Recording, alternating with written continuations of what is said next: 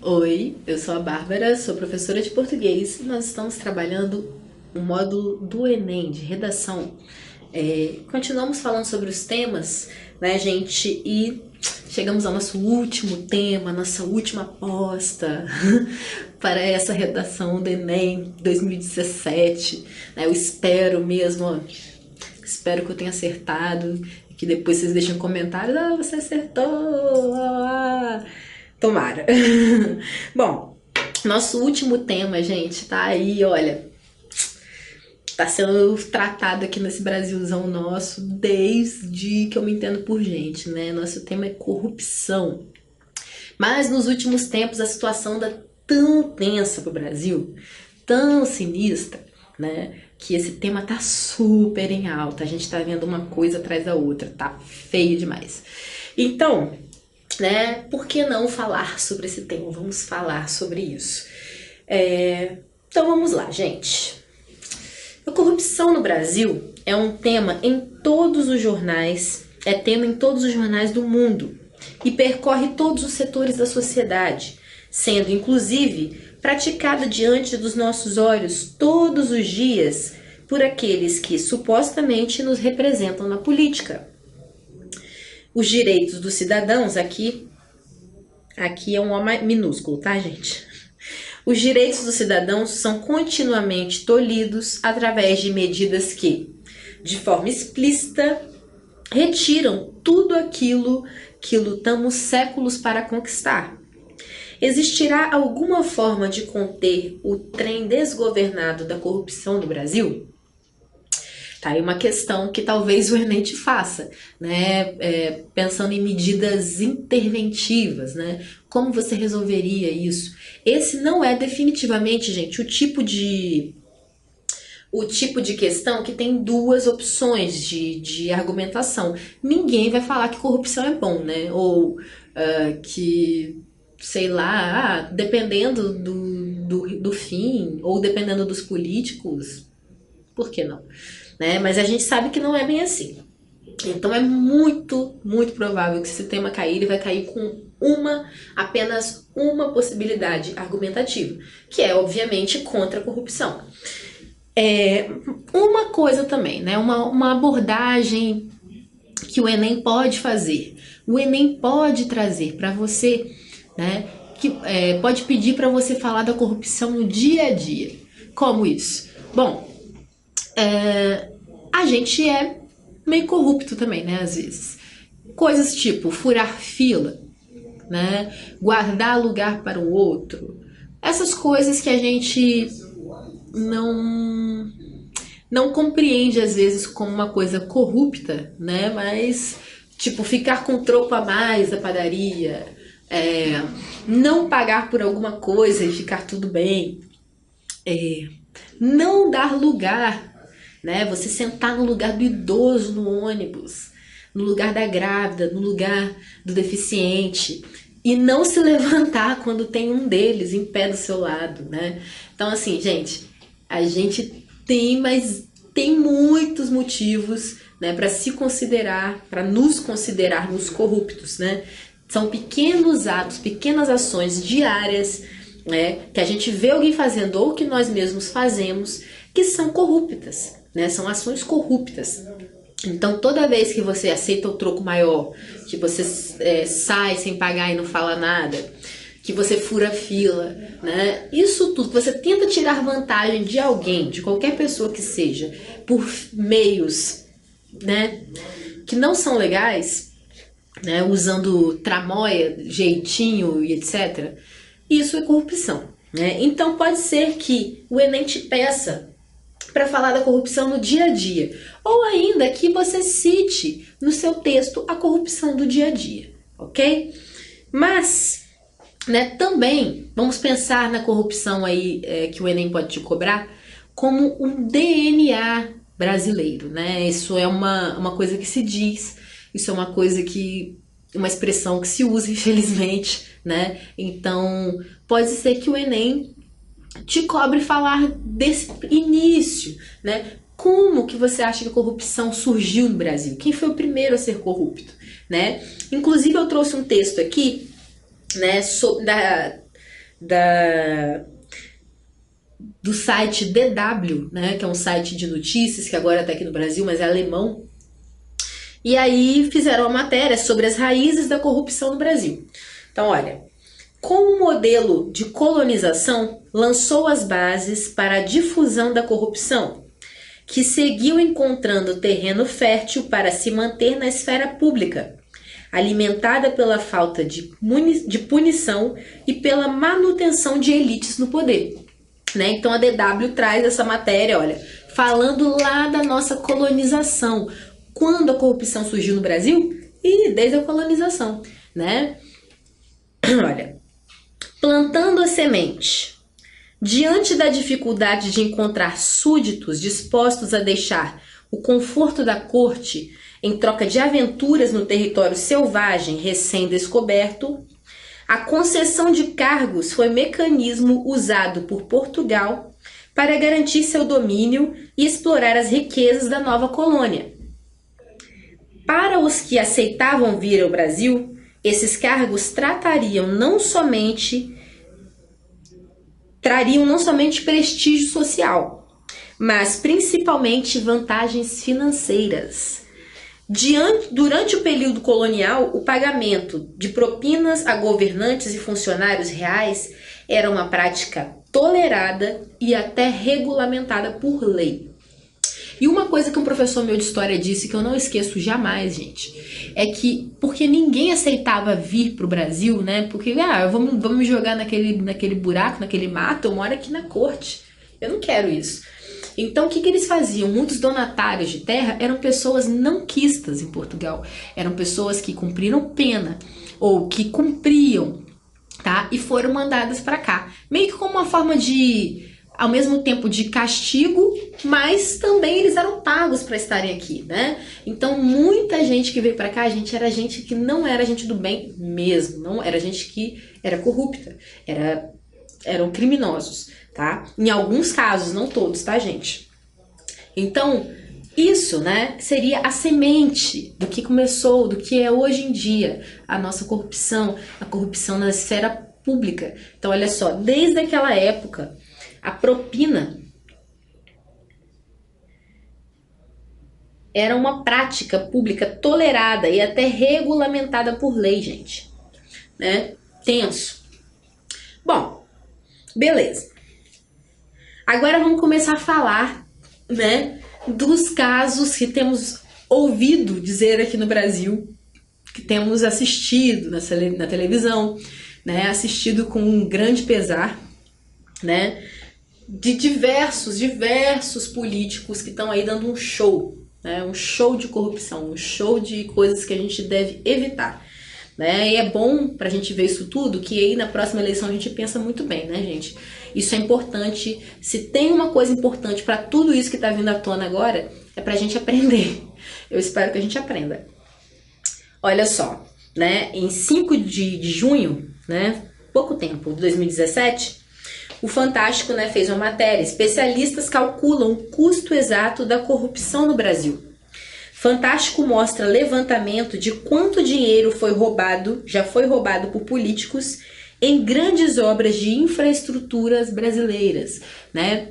Então, todas essas construções aí, né, a gente sabe, as construções das Olimpíadas, as construções da Copa e diversas outras construções de escola, de prédio público. Gente, é muito dinheiro desviado, né? Dinheiro que está faltando na educação, dinheiro que está faltando no sistema prisional, dinheiro que está faltando na saúde, dinheiro que está faltando em todos os setores da sociedade, né? E isso não é novo. Não venham dizer que isso surgiu há 10, 15 anos atrás. A corrupção existe desde sempre, em todos os governos, tá? Não teve um governo do Brasil que não foi corrupto. A gente precisa aceitar esse fato. Bom, beleza. Aí, né, temos aqui esse rombo, né? Rombo nos cofres públicos, graças à corrupção.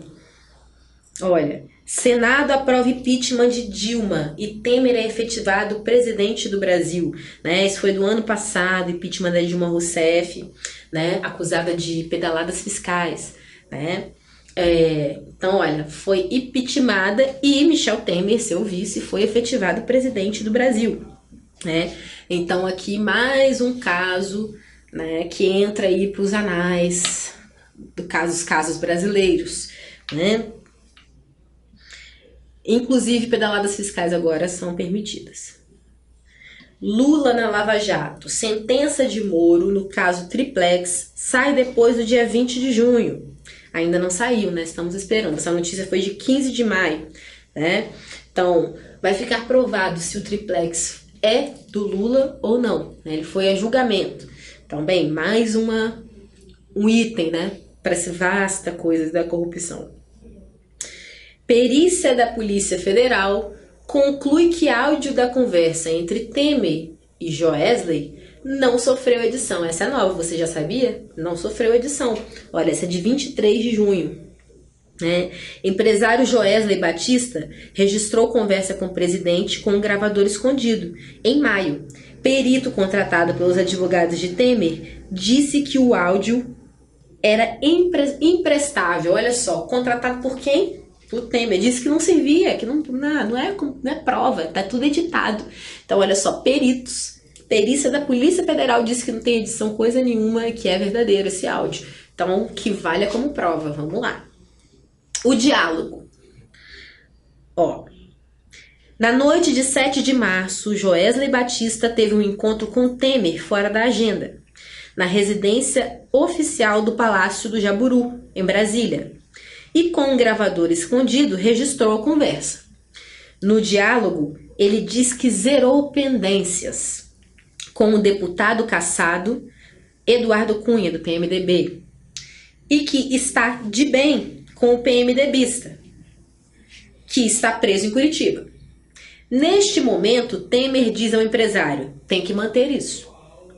Joesley disse ao Ministério Público que Temer deu aval para que ele comprasse o silêncio de Cunha, para que o ex-deputado não fizesse delação premiada. Já fiquei sabendo que o Cunha está escrevendo sua delação. Tomara que escreva mesmo. Olha, Eduardo Cunha, esse daqui, né? Início de 2017, Eduardo Cunha é condenado a 15 anos de reclusão por 3 crimes na Lava Jato. Sentença de juiz federal Sérgio Moro é desta quinta-feira, 30. O ex-presidente da Câmara está preso desde outubro de 2016, né? Então, Eduardo Cunha tinha aí um envolvimento, 3 acusações, gente, 3 acusações, tá? Na Lava Jato. E olha só, o cara, ele era simplesmente presidente da Câmara, né? Tando sujo desse jeito. Gente, país, né? O que a gente faz com esse país, né? Agora me diz, é ou não é um tema que você pode ver no Enem? Aconteceu muita coisa, muita loucura no passado. Nossa. Ó, dono da JBS gravou Aécio Neves pedindo 2 milhões de jornal. Senador nega. Senador é o Aécio, no caso, né? Segundo o Globo, dinheiro foi entregue a primo do senador e presidente nacional do PSDB. Aécio afirma estar tranquilo quanto à correção de todos os seus atos. Esse daqui foi de 17 de maio de 2017, olha. Recente também. Política, né? Essa é recente, olha, 23 de junho de 2017. Presidente do Conselho de Ética arquiva a cassação de Aécio Neves. João Alberto Souza, do PMDB Maranhão, disse que não encontrou elementos convincentes para processar o senador. Eu coloquei uma notícia do ladinho da outra para você ver, olha. JBS gravou a Aécio pedindo 2 milhões, né, de propina. E o que acontece? Olha, isso aqui foi no mês passado, um mês depois, o presidente do Conselho de Ética arquiva a cassação desse cara que pediu 2 milhões de propina. Gente, é muito tema, é muita coisa, muita notícia. Então, o que eu te aconselho em relação a esse tema? Fique de olho, por favor, leia muito, tá? Leia, mas eu espero que vocês tenham percebido que eu trago aqui fontes diversas. Por favor, leiam em fontes diversas também, assim como eu faço, ok? Tem lá o site do G1, mas tem também Carta Capital, tem Pragmatismo Político, né?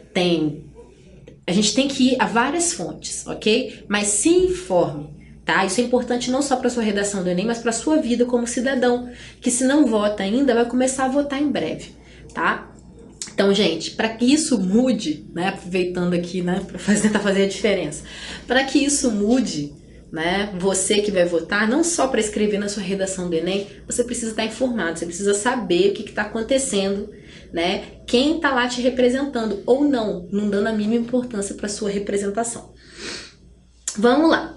Agora, a introdução que eu pensei. A corrupção, de acordo com alguns historiadores, está no DNA do Brasil e foi normalizada no país desde o período colonial, quando fidalgos e até mesmo pessoas condenadas em Portugal recebiam terras e incentivos para colonizar a nova terra, nós, né? Mais de 500 anos depois, o cenário político brasileiro é o retrato fiel da semente plantada pelos desbravadores portugueses. Uma erva daninha que ameaça usurpar os direitos dos cidadãos e que deve ser extirpada pela raiz, né?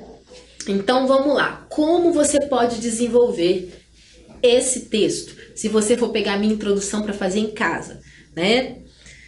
Primeiro, você pode fazer um parágrafo de desenvolvimento fazendo esse retrospecto histórico. Fala sobre a corrupção no DNA, fala sobre a corrupção como surgiu junto com a colonização, fala sobre a corrupção no dia a dia, né, cometida por nós cidadãos, né? Essa coisa de furar fila, de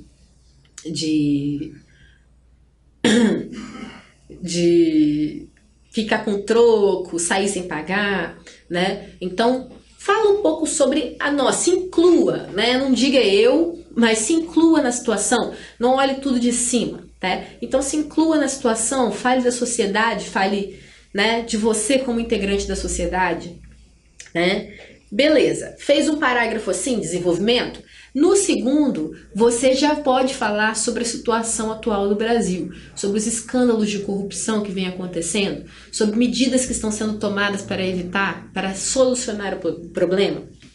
Se quiser escrever 3, né, você pode, cara, esse parágrafo falando sobre a corrupção aqui no Brasil, né, falando especificamente lá sobre o Congresso e tudo mais, ele dá 2 parágrafos fácil, né, fácil. Mas,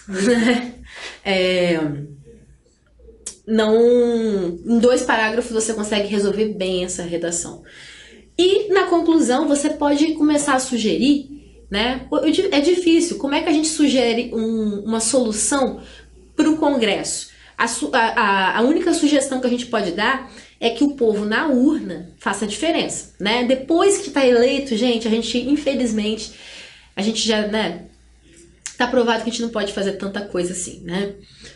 Então, né, fale sobre o poder do voto, o poder que você tem quando você elege, né, quando você vai sair da sua casa para votar.